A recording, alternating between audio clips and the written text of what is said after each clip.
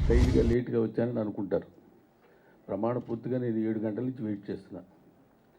ఈయన ఏమన్నారంటే నేను వెళ్ళగానే మీకు ఫోన్ చేస్తాను గురువుగారు అన్నారు. ఆయన చేయలే. ఒకటి ఇక్కడ గళ్ళ చొక్కా వేసుకున్నాడు సత్యం అనే ప్రొడక్షన్ మేనేజర్.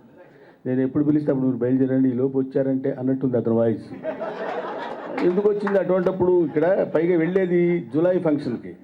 త్రివిక్రమ్ సెటైర్సే తట్టుకోలేము, ఈ సెటైర్ ఎక్కడ తట్టుకుంటాం? ఇంకా ఎందుకు వచ్చిందిరా బాబు, మనకు లేనిపోయిన రిస్కు.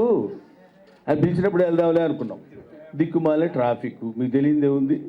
ఈ బయలుదేరి ఇక్కడికి వచ్చేసరికి కొంచెం ఆలస్యమైంది. అదే తప్ప వేరే రీజన్ ఏం లేదండి, క్షమించండి. ఒకటి. రెండోది, జూలై ప్లాటినం డిస్క్. జూలై కాదు, జూలై ప్లాటినం డిస్క్. అసలు సంగీతం అంటే పెద్ద మనకు తెలియదు. అది మీరు చెప్పాల్సిన అవసరం లేదనుకుంటే మీరు మాట్లాడుతుంటేనే అర్థం అవుద్ది అంటారు, అది వేరే సంగతి. ఎందుకంటే మా గురువు గారు ఉన్నారు ఇక్కడ, రాజేంద్ర ప్రసాద్ గారు. ఆయన సంగీతం గురించి మాట్లాడంటే కొంచెం అర్థం ఉంది, ఆయన తెలుసు, మనకు తెలియదు. తెలియని విషయాన్ని హ్యాపీగా తెలియదని ఒప్పుకుంటే సరిపోద్ది. బాగుంది, బాగా మ్యూజిక్ చేసావు, పైకి వస్తావా అన్నాను, చాలా దరిద్రంగా ఉంటుంది. తెలియనప్పుడు తెలిస్తే దాని గురించి మాట్లాడితే ఓహో ఆయన లోతుపాతులు తెలుసు కాబట్టి మాట్లాడుతున్నాడా అని అనుకోవచ్చు. సో మనకు తెలియని విషయాన్ని మనం టచ్ చేయకూడదు. ఒకటి. అలా అని మేల్కొని కూర్చోవాలంటే ఇట్లాంటి ఫంక్షన్స్ అసలు ఏం మాట్లాడుకుంటాం?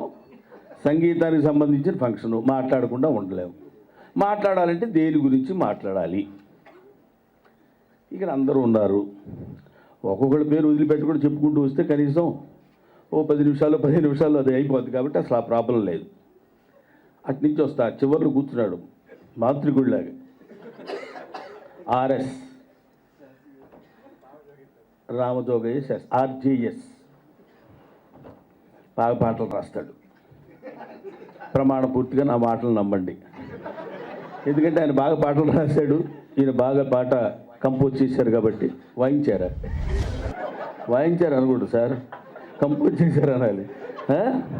వాయించడం అంటే మళ్ళీ వేరే ఇదిగో. అందుకే త్రివిక్రమ్ శ్రీనివాస్ ఉన్నాడు అక్కడ. అదే అట్లా ఉండకూడదమ్మా. మనకి మన చదువర్లు ఉన్నారు అక్కడ, బాగా చదువుకున్న వాళ్ళు, గబుక్కున్న వాళ్ళు. ఏంటంటే ఎందుకన్నాడు ఈ మాట అని వాళ్ళు లెక్కేసి మనకెందుకు వచ్చింది లేనిపోయిన న్యూసెన్స్.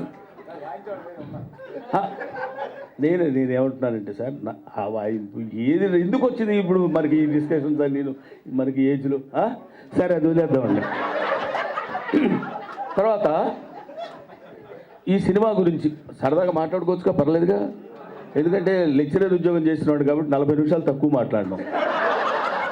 ఆ తర్వాత గంట కొడితే కానీ దిగను, అది ఉంటుంది. ఈలోపు ఆ గంట కొట్టేది ఎవరైనా ఉంటే మీరు చూసుకోండి, మీ ఫేసులు చూస్తే తెలిసిపోద్ది. జనరల్గా ఏంటంటే చప్పట్లు 2 రకాలుగా ఉంటాయి. దిగిపోమని కొట్టే చప్పట్లు, ఆనందంతో కొట్టే చప్పట్లు. అది ఇది అనుకున్నాడంటే వీడు అవుట్. దిగరా బాబు అని వాడు చప్పట్లు కొడుతుంటే రెచ్చిపోయి మాట్లాడుతాడు అనుకుంటుంది.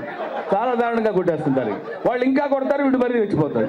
ఎక్కడ ఎండో తెలియదు, అటువంటి పరిస్థితి. సరే, దాన్ని అలా పక్కన పెడితే ఈరోజు జూలై ప్లాటినం డిస్క్ ఫంక్షన్ సందర్భంగా సరే నన్ను కూడా పిలిచారు కాబట్టి నాకు సంగీతం గురించి ఎక్కువ తెలియదు. కానీ సంగీతం గురించి తెలియాలంటే బాగుంది పాట అని చెప్పాలనుకోండి, పాట బాగుందని చెప్పడానికి సంగీతం తెలియాల్సిన పని లేదు. భోజనం చేస్తాం, కూర బాగుందండి అంటాం, మనకు వంటడం తెలిసింది తెలియదు. కాకపోతే తిన్నప్పుడు బాగుందండి, చాలా టేస్ట్గా ఉందండి అంటాం. అంత బాగుందని చెప్పబట్టే డబుల్ ప్లాటినం డిస్క్ ఫంక్షన్ ఇవాళ మనం చేసుకోగలుగుతున్నాం. ఒకటి. పోతే ఈ సినిమా గురించి చెప్పాలంటే సినిమాయే త్రివిక్రమ్,